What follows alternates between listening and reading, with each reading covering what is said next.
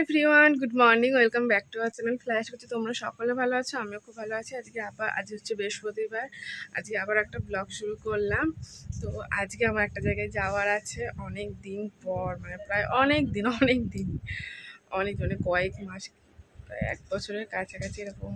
না, 1 বছর না, কয়েক মাস পর আবার একটা জায়গায় যাচ্ছি। তো কোথায় যাচ্ছি না যাচ্ছি কি হবে, মানে বিকেলে যাব, সব তোমাদের সাথে শেয়ার করব। তো পুরো ব্লগটা দেখতে থাকো। তো আজ যেহেতু বৃহস্পতিবার, আমি এখন আমি একটু খাবো, মানে খাবো বলতে ব্রেকফাস্ট করব, করে এখন যাব স্নান করতে। স্নান করে এসে পুজো দেবো। আজ বৃহস্পতিবার, তাড়াতাড়ি করে পুজো দিতে হবে। এই দেখো, এইখানে বৃহস্পতিবার যেহেতু থালা বাসন মাজা হয়ে গেছে, পুজো দেবো। আর এখানে সমস্ত কিছু পুজোর ফুল, বেলপাতা, তারপর এই পান পাতা, ধূপ সব রেডি হয়ে গেছে। এখন আমার স্নান করে এসে পুজো দিতে হবে। তো এখানে আমার খাবার রেডি হয়ে গেছে, খাবো। আর দিদি এখানে কেটো মাছের তরকারি করেছি, মাখা, কাতলা মাছ মাখা করে করেছি। এখানে এই যে ভাত হয়ে গেছে, পেঁপে ভাতটা মেখে দিয়ে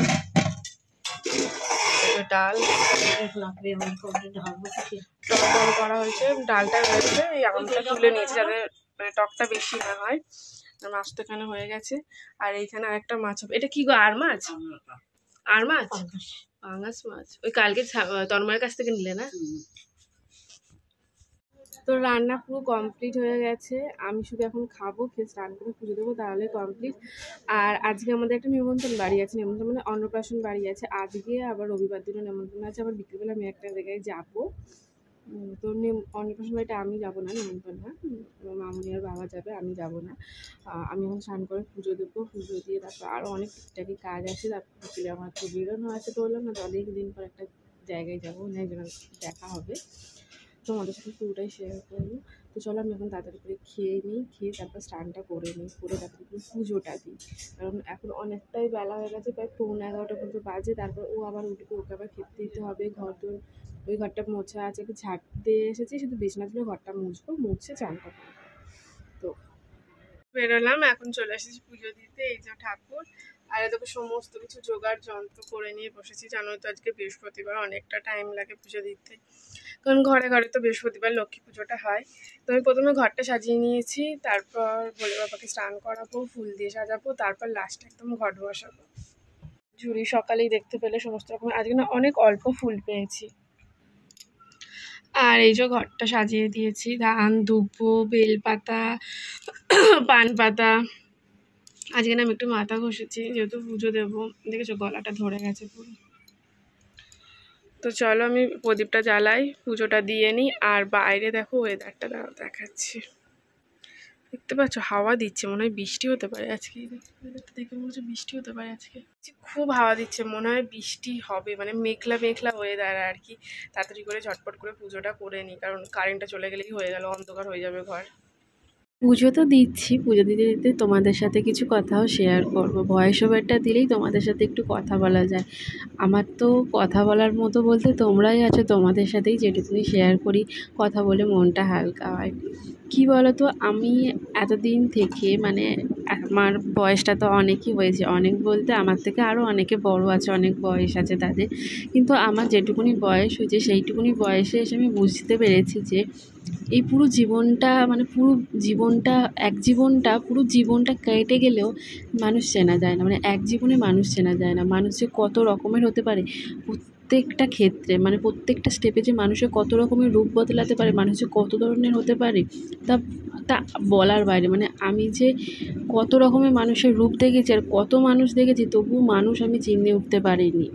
প্রচুর ঠকেছি, প্রচুর আঘাত খেয়েছি, প্রচুর এক্সপিরিয়েন্স হয়েছে, কিন্তু সেই ভুলটা আবার সেই একই বারবার করেছি। তাই আমি বলবো, তোমরা যেখানে একবার ঠকবে সেখান থেকে মুখ ঘুরিয়ে নাও, দ্বিতীয়বার সেই জায়গায় আর যেও না। বারবার ঠকো না, একবার ঠকো, দুবার ঠকো, বারবার ঠকো না। বারবার ঠকলে নিজের অস্তিত্ব কখনোই থাকে না। সবসময় নিজের অস্তিত্বটাকে বজায় রাখতে হয়। প্রত্যেক মানুষের কাছ থেকে নিজেকে সহজলভ্য করে দিও না। নিজের ঠিক কতটা গুরুত্ব, নিজে ঠিক কী, নিজের জায়গাটা কোথায়, সেটা সবাইকে দেখিয়ে দেওয়া উচিত। নিজেই ভাবি যে আমি এতটা বোকা যে মানুষ আমাকে ইউজ করে নেয়, মানে তাদের সমস্ত কাজে আমি লাগি, কাজ যখন মিটে যায় আমাকে পুরোটা ভুলে যায়, মানে আমার তাদের কাছে কোনো গুরুত্বই নেই, মানে আমি তাদের কাছে কোনো ইম্পর্টেন্টই নই। মানে যখন তাদের আমাকে প্রয়োজন তখন কাজে লাগাবে, কাজ মিটে গেলে তুমি কে, তোমায় চিনি না, এই রকম ধরনের হাবভাব।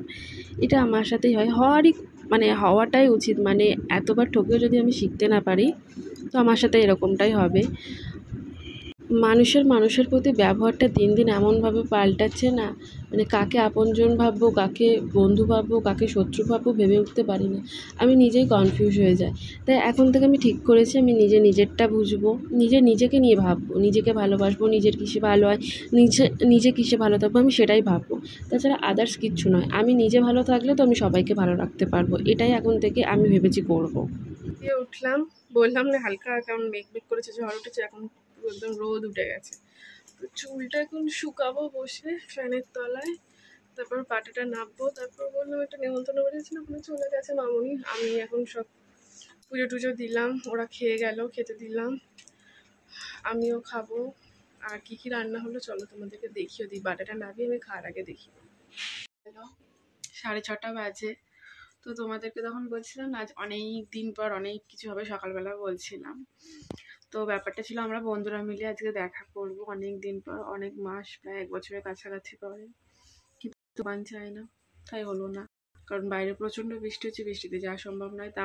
তাও আমরা ওয়েট করেছিলাম যে 6টার সময় যাবো, তো 5টা থেকে ঘুরে ঘুরে বৃষ্টি পড়ছে, হয়তো যেতে পারবো। কিন্তু বৃষ্টি পড়ার জন্য যারা পুরো ক্যান্সেল হয়ে গেল, যেতে পারলাম না। তোমাদেরকে দেখায় বাইরের অবস্থাটা ঠিক কীরকম, মেঘ ডাকছে গুড় গুড় করে তারা। আর বৃষ্টি এখন 6:15 কি 6:20 মানে 6:30 মতো বাজে, তাই এরকম অবস্থা। অথচ অন্যদিন 6:30টার সময় কীরকম থাকে দেখছো, বিদ্যুৎ প্রদঞ্চ চমকাচ্ছে, এমন অবস্থা।